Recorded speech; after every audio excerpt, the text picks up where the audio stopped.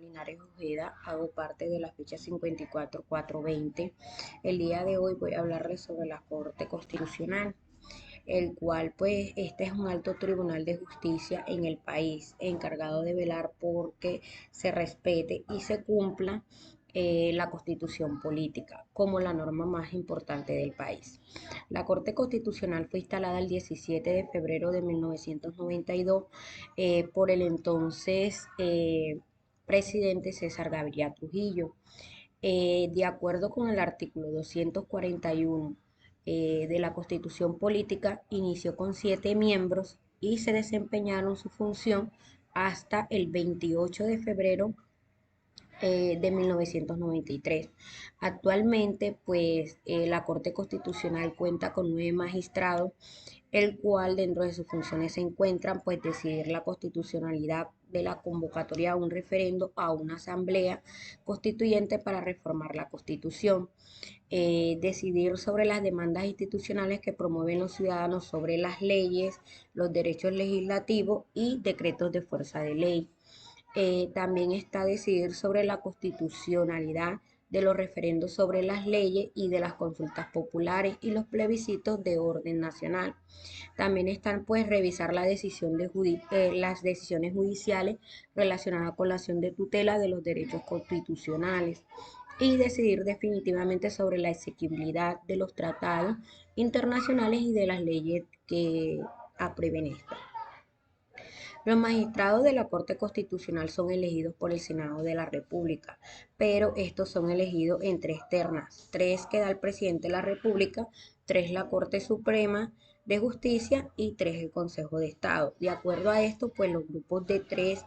personas, ya sea del presidente, de la Corte Suprema de la Justicia o del Consejo de Estado, de estos 3 solo quedará uno solo elegido y tendrá un periodo individual de 8 años. Los magistrados de la Corte Constitucional no podrán ser reelegidos y la Corte Constitucional está formada por 3 salas. Tenemos la sala plena, tenemos la sala de revisión de tutela, tenemos la sala de selección de tutela. En la sala plena, pues esta es la que se encarga de las acciones de constitucionalidad de sentencia C y los asuntos de tutelas que se vuelven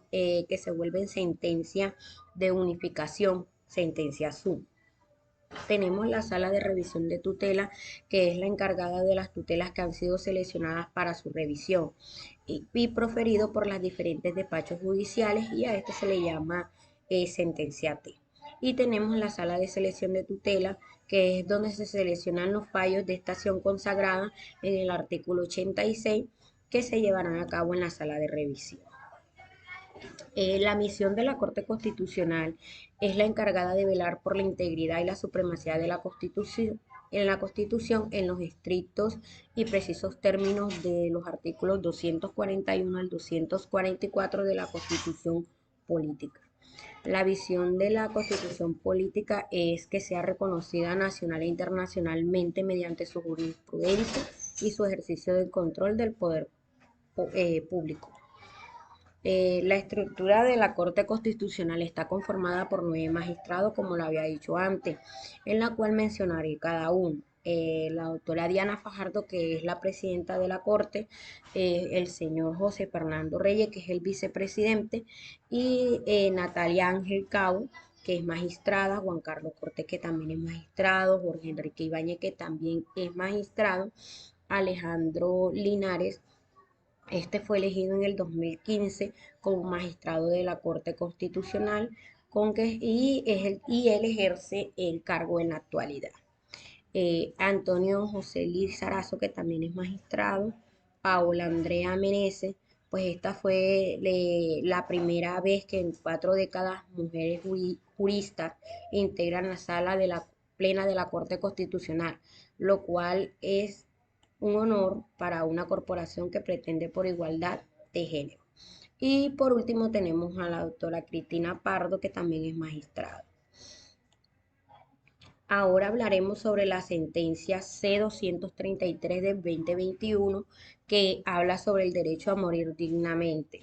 La magistrada ponente de esta sentencia fue la doctora Diana Fajardo Rivera y los accionantes fueron Daniel Porras y Alejandro Mata. Eh, en este se presentó una demanda de constitucionalidad del artículo 106 del Código Penal, el cual dice que el que matare a otro por piedad para poner fin a intensos sufrimientos provenientes de lesiones corporales o enfermedad de grave o incurable, incurrirá en prisión de 16 a 54 meses de prisión. Por parte del ciudadano antes mencionado, Daniel Porras y Alejandro Mata, denominado homicidio por piedad, por considerar que estaba en contra de los derechos a la vida digna, prohibición a tratos y penas crueles, inhumanas y degradantes y el libre desarrollo de la personalidad, ya que en la actualidad si una persona no tiene una enfermedad terminal, pero está en circunstancias extremas como consecuencia de una lesión eh,